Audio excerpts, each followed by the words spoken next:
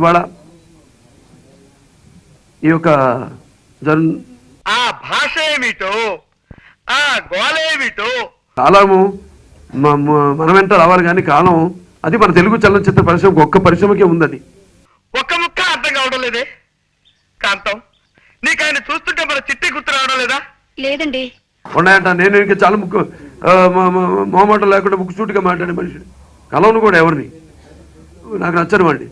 దయచేసి ఒక్కసారి గుర్తు తెచ్చుకో కాంతం.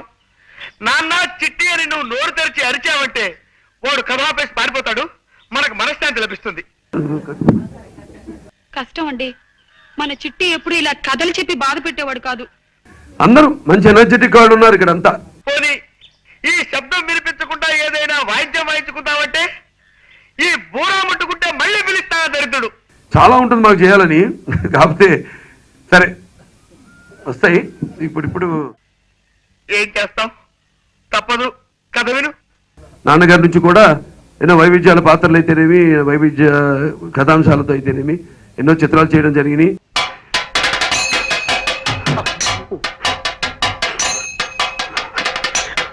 కళ్ళు మూసుకుని కనేది కళ, కళ్ళతో అభినయించేది కళ,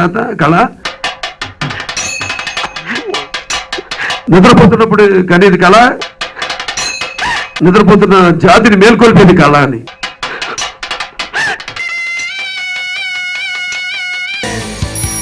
Every morning, pick me up at 8 and drop me at college by 9.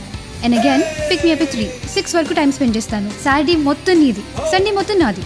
So నీ టైం నీకుంటుంది, నా టైం నాకుంటుంది, మన టైం మనకుంటుంది.